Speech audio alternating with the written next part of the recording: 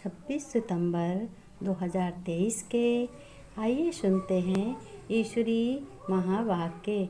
मुरली के मुख्य पॉइंट सुने। आज श्री परमपिता परमात्मा शिव बाबा ने कहा, मेरे मीठे बच्चे, प्यारे बच्चे, तुम्हें उठते बैठते रूहानी बाप को याद करने की आदत डालनी है। रूहानी माने आत्माओं के पिता परम पिता शिव परमात्मा। मुझे ही याद करो, अपना मन मेरे में लगाओ। बाबा ने कहा, अगर कोई लौकिक संबंधी भी याद आए, तब भी उसको पहले मुझे देखो उसमें, फिर बाद में याद करो। सच्चा मुसाफिर आया है तुमको परिस्तान का मालिक बनाने, अर्थात बेहद का वर्षा देने। यानी बेहद का माने बहुत सारा जायदाद, बहुत सारा हक देने, हर चीज़ में अथाह। फिर शिव बाबा ने कहा कि ये ढिंढोरा पीटना चाहिए। परमपिता परमात्मा शिव भगवान इस धरती पे आया हुआ है। शिव बाबा ने कहा, बच्चों, तुम्हें इस बात को शो करनी चाहिए और बेहद का पिता तुम्हारा सभी आत्माओं के लिए आया है। बाबा ने कहा, बच्चों, जितना भी हो सके सबको निमंत्रण दो, ताकि लास्ट में कोई भी आत्माएं जब शांति धाम निर्माण धाम मेरे पास आए लास्ट में शरीर छोड़कर, तो कोई ये उल्हाना ना दे, मुझे मालूम नहीं हुआ कि कब परमपिता परमात्मा या भगवान आया है। तो इस तरीके का उल्हाना बच्चों मुझे ना मिले। गृहस्थ में रहते बच्चों आदि सभी को सुखी करना है, रहम दिल बनना है, कोई को दुख भी नहीं देना है। बाबा ने कहा, बच्चों, बाबा की याद में रहे सबको शांति का दान भी देना है बच्चों, और माता पिता का शो करना है। माता यानी ब्रह्मा बाबा और शिवदा बाबा, दोनों का शो करना है कि इस वक्त ज्ञान खजाने लुटारा अच्छी समझ दे रहे हैं। जितना ये सुख शांति का मार्ग औरों को तुम बच्चों बताओगे, उतना ही इजाफा मिलेगा। इजाफा माने इनाम। इनाम में क्या मिलेगा? सतयुग की राजधानी, सतयुग का सुख मिलेगा। जो बाप के मददगार बन अपना सब कुछ बच्चों इस कार्य में लगाएंगे। सब कुछ माने मन बुद्धि से याद करेंगे सब कुछ। बाबा कोई धन नहीं मांगते हैं, लेकिन याद करने के लिए कहते, उनका ही सफल होगा, बाकी सब तो मिट्टी में मिल जाना है। किसकी दबी रही धूल में किसकी राजा खाए। बाबा ने कहा, बाबा का पक्का बच्चा बनना है तो अच्छी सर्विस करो, उनको प्यार भी मिलेगा और पद भी मिलेगा।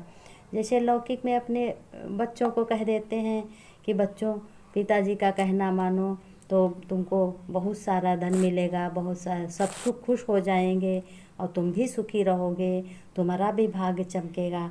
इसी तरीके से परम पिता परमात्मा ईश्वर सभी आत्माओं का पिता सभी आत्माओं से कहते हैं कि बच्चों, तुम भी अपने भगवान की श्रीमत पर चलो, अपने शिव पिता की श्रीमत पर चलो। तुम तो ईश्वरी औलाद बने हो, ईश्वरी बच्चे बने हो, ईश्वरी पढ़ाई पढ़ रहे हो और ईश्वरी स्टूडेंट बने हो। एक दो से रूहानी बातें करनी है, जिस्मानी देह अभिमान की बातें अब खत्म करो।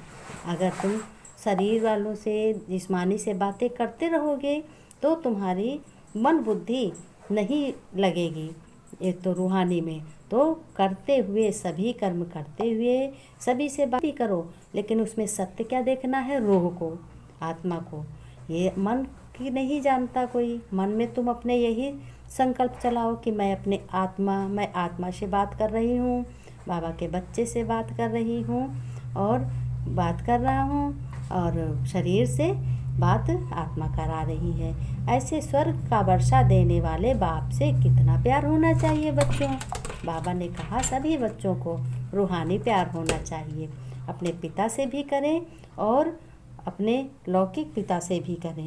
फिर शिव बाबा ने कहा, बुद्धि में यही याद रहे कि मेरा एक शिव बाबा बस, दूसरा न कोई। देहधारी उतनी ही देर याद आए जितनी देर उनकी सेवा करोगी। सेवा करते हुए भी ये सोचो कि ये भी देहधारी जो है, ये परम पिता परमात्मा आत्मा शिव बाबा का ये भी बच्चा है। मैं बाबा के बच्चे से बात करते हूँ करता हूँ या करती हूँ। फिर बाबा ने कहा, मीठे बच्चे, ज्ञान की एक बूंद है, अपने को आत्मा समझो और बाप को याद करो। इसी एक बूंद से मुक्ति, जीवन मुक्ति प्राप्त हो सकती है। जिस तरीके से जब शरीर छोड़ते हो तब कहते हैं सब, गंगा जल की एक बूंद डाल दो तो मुक्ति पा जाएंगे। लेकिन बाबा कहते हैं वो तो मरने के बाद है, फिर तो कुछ नहीं होता। मरने के बाद चाहे कुछ भी याद करो, चाहे कुछ खिला दो, चाहे कुछ उड़ा दो, सब बेकार है। लेकिन जीते जी तुम एक बूंद धारण करो, एक बूंद ज्ञानामृत पियो, रोज़ पियो, जिससे तुमको अमर लोक को जाना है। और अमर आत्मा है, अमर आत्मा के सिवाय शरीर चल नहीं सकता। फिर बाबा ने प्रश्न पूछा है कि बच्चों, किस पुरुषार्थ में अपनी और दूसरों की उन्नति समाई हुई है? उन्नति माने सफलता, हर कार्य को करने के लिए सफलता। बाबा ने उत्तर में बताया, बच्चों, याद में रहने का पुरुषार्थ करो, इसमें ही अपनी और दूसरों की भी उन्नति समाई है। यानी तुम जो सेवा करो, भगवान करा रहा है, मैं कर रहा हूँ, इसमें क्या जाता है? कुछ नहीं, तुम्हारा काम भी हो रहा है और ये बात भी सुनते हुए अच्छी लग रही है। तुम बच्चे जब याद में बैठते हो तो जैसे दूसरों को शांति का दान देते हो और दूसरा आपस में देही अभिमान की जिस्मानी बातें छोड़ रूहानी बातें करो तो उन्नति होती रहेगी। अब जिस्मानी चर्चे कि उसने क्या किया, वो क्या कर रहा, उसके घर क्या हो रहा, ये सब बातें छोड़ दो। परमपिता कह रहे अपनी बात करो, जिससे बात करनी है उसकी बात करो और तुम अपनी बात करो। वो भी ये अंदर से समझो कि हम आत्माएं आपस में बात कर रही हूँ। परम पिता की संतान ये भी है और मैं भी शिव बाबा की संतान हूँ परम पिता की। तो तुम्हारी भी उन्नति होगी और उनकी भी होगी उन्नति।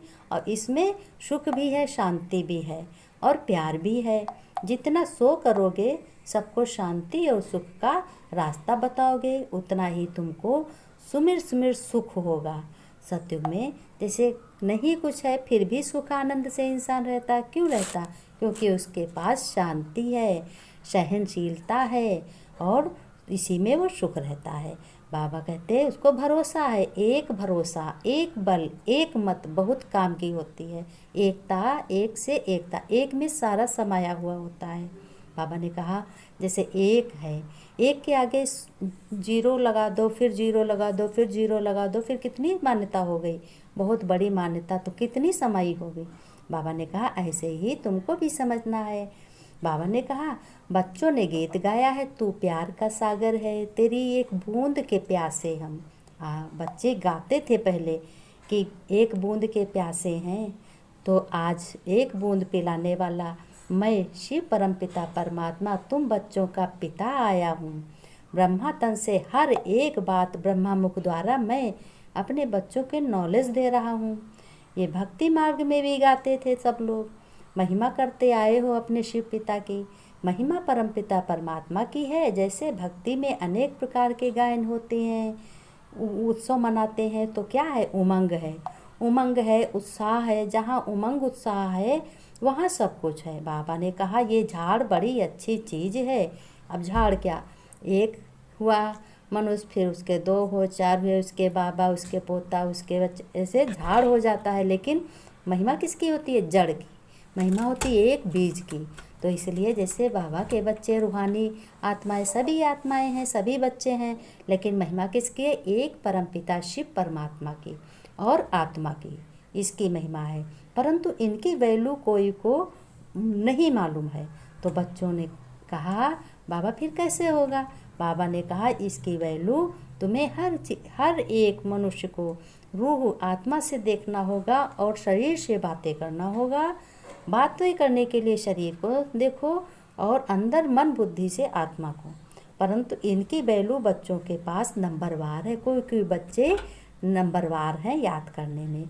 फिर बाबा ने समझाया कि बच्चे दूसरों को समझाने के लिए तुमको भी होशियार बनना है। जब तुम होशियार होगे तभी दूसरे को सच्चे दिल पर साहेब राजी होता है। जो बच्चे अच्छे रीति भात से, बुद्धि से, जो जैसा है उसको समझाया जाता है, बहुत कुछ देंगे। जैसे शुरू में भी दिखाया था, फिर अंत में दिखाएंगे। बाबा ने कहा कितने प्रोग्राम आते हैं, फिर बाबा साक्षात्कार कराते हैं अपने बच्चों को, जो सपूत बच्चे होते हैं। फिर पार्टी सन में भी मिरुआ मौत था ना, तुमको कोई परवाह नहीं थी कि सतयुग में कोई परवाह नहीं थी। सतयुग में बहुत कुछ था, कोई भी तकलीफ नहीं थी, कोई परेशानी नहीं थी। अथाह था ना, तुरंत का था। बाबा कहते हैं बच्चे पूरी मेहनत करो और पुरुषार्थ करो। हम आत्मा हैं, एक दो से भी रूहानी बातें करते रहो कि जिस्मानी बातें, देह अभिमान की बातें खत्म हो जाएंगी। जो आश्चर्यवत भागंती हो जाते हैं वह यह सब नहीं देखेंगे।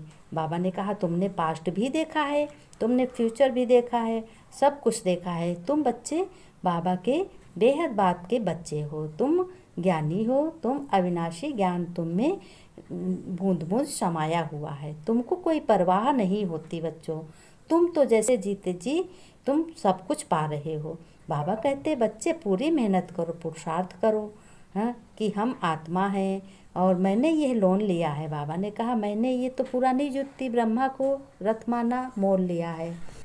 आज बाबा ने एक बात और कही बच्चों कि बाबा ने कहा देखो बच्चों, जिससे वर्षा मिलता है उससे लव रखना है। लव किसे करना है? एक परमपिता परमात्मा शिव बाबा से करना है। और दलाल को नहीं याद करना है। दलाल बीच का कौन हो गया? ब्रह्मा बाबा। बाबा ने कहा उससे सुनना है, उससे सुनो और मुझे याद करो। तो बाप को याद करो तो देह अभिमान को छोड़ते जाओगे। बाबा नमस्ते करते गुड